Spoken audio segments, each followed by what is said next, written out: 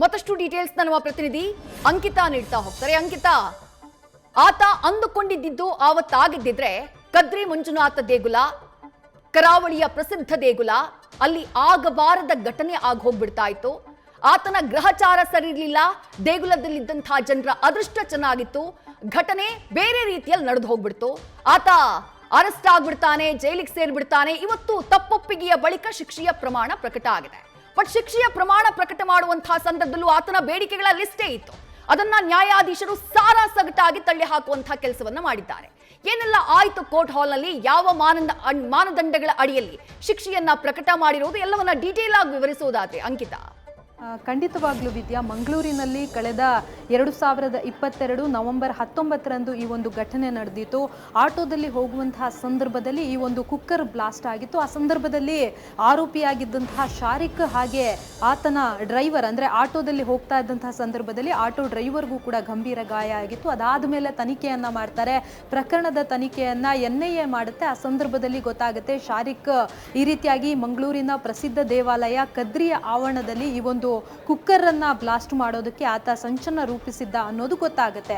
ಅದಾದ್ಮೇಲೆ ಪ್ರಕರಣದ charge sheet ಅನ್ನ 2024ರಲ್ಲೂ ಕೂಡ ನ್ಯಾಯಾಲಯಕ್ಕೆ NIA ಸಲ್ಲಿಕೆ ಮಾಡುತ್ತೆ. ಅದಾದ ಮೇಲೆ ಅಂದ್ರೆ ಶಾರಿಕ್ ಕೂಡ ಕಳೆದ ಕೆಲ ತಿಂಗಳ ಹಿಂದೆ ನ್ಯಾಯಾಲಯಕ್ಕೆ ತಪ್ಪೊಪ್ಪಿಗೆಯನ್ನ ಸಲ್ಲಿಕೆ ಮಾಡ್ತಾನೆ. ಇವತ್ತು ಆತನ ಒಂದು ಶಿಕ್ಷೆಯ ಪ್ರಮಾಣವನ್ನ NIA ವಿಶೇಷ ನ್ಯಾಯಾಲಯ ಪ್ರಕಟ ಮಾಡಿರುವಂಥದ್ದು ಬರೋಬ್ಬರಿ 10 ವರ್ಷಗಳ ಕಾಲ ಕಠಿಣ ಶಿಕ್ಷೆ ಹಾಗೆ 94,000 ರೂಪಾಯಿ ದಂಡವನ್ನ ಈಗಾಗಲೇ ನ್ಯಾಯಾಲಯ ವಿಧಿಸಿರುವಂಥದ್ದು. ಜೊತೆಗೆ ದಂಡವನ್ನ ವಿಧಿಸುವಂತಹ ಸಂದರ್ಭದಲ್ಲೂ ಕೂಡ ಜಡ್ಜ್ ಒಂದಷ್ಟು ಪ್ರಶ್ನೆಗಳನ್ನ, ಅಂದ್ರೆ ಅಪರಾಧಿಯನ್ನ ಮಾತನಾಡಿಸುವಂತಹ ಕೆಲಸವನ್ನ ಮಾಡ್ತಾರೆ. ಆ ಸಂದರ್ಭದಲ್ಲಿ ಮೊಹಮ್ಮದ್ ಶಾರಿಕ್ ಒಂದಷ್ಟು ರಿಪ್ಲೈಯನ್ನ ಕೂಡ ಮಾಡಿರುವಂಥದ್ದು. ಪ್ರಮುಖವಾಗಿ ನನಗೆ ಮಗಳಿದ್ದಾಳೆ, ಹಾಗಾಗಿ ಜೊತೆಗೆ ಮನೆಯಲ್ಲಿ ದುಡಿಯೋರು ಬೇರೆ ಯಾರೂ ಕೂಡ ಇಲ್ಲ, ಹಾಗಾಗಿ ಶಿಕ್ಷೆಯ ಪ್ರಮಾಣವನ್ನ ಕಡಿಮೆ ಮಾಡಿ ಅಂತ ಹೇಳಿ ಮನವಿಯನ್ನ ಮಾಡುವಂತಹ ಕೆಲಸವನ್ನ ಮಾಡ್ತಾರೆ. ಜೊತೆಗೆ ಆತನ ಒಂದು ಪ್ರಕರಣದಲ್ಲಿ ಹಾಕಿರುವಂತಹ ಸೆಕ್ಷನ್ಗಳೇನಿತ್ತು 121 ಹಾಗೆ 122A ಇವೆಲ್ಲವನ್ನ ಕೂಡ ಆಧರಿಸಿ ಈಗಾಗಲೇ ನ್ಯಾಯಾಲಯ 10 ವರ್ಷಗಳ ಕಾಲ ಶಿಕ್ಷೆಯ ಪ್ರಮಾಣವನ್ನ ಪ್ರಕಟ ಮಾಡಿರುವಂಥದ್ದು. ಜೊತೆಗೆ ಆತನನ್ನ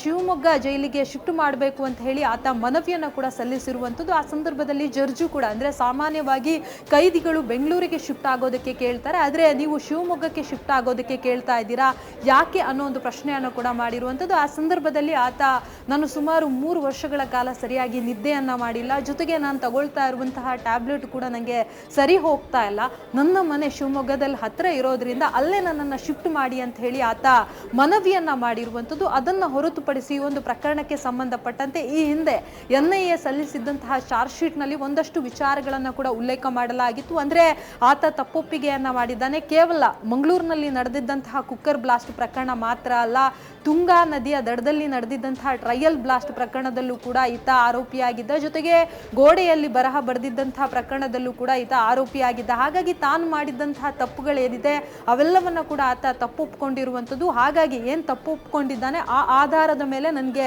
ಶಿಕ್ಷೆಯ ಪ್ರಮಾಣವನ್ನ ಕಡಿಮೆ ಮಾಡಿ ಅಂತ ಹೇಳಿ ಆತ ಮನವಿಯನ್ನ ಮಾಡಿರುವಂಥದ್ದು. ಹಾಗಾಗಿ ಆತನ ಮನವಿಯನ್ನ ಪುರಸ್ಕರಿಸಿ ನ್ಯಾಯಾಲಯ 10 ವರ್ಷಗಳ ಕಠಿಣ ಶಿಕ್ಷೆ ಹಾಗೆ 94,000 ರೂಪಾಯಿ ದಂಡವನ್ನ ಈಗಾಗಲೇ NIA ವಿಶೇಷ ನ್ಯಾಯಾಲಯ ವಿಧಿಸಿರುವಂಥದ್ದು. ವಿದ್ಯಾ, ಅಂಕಿತಾ, ಈ ಪ್ರಕರಣದಲ್ಲಿ ಮತ್ತೋರ್ವ ಆರೋಪಿ ಯಾಸಿನ್, ಆತನಿಗೆ ಸಂಬಂಧಪಟ್ಟ ಹಾಗೆ ಇವತ್ತು ಕೋರ್ಟ್ನಲ್ಲಿ ಏನು ಆದೇಶ ಆಗಿದೆ ಅಂತ ಹೇಳಿ ಅಂಕಿತಾ.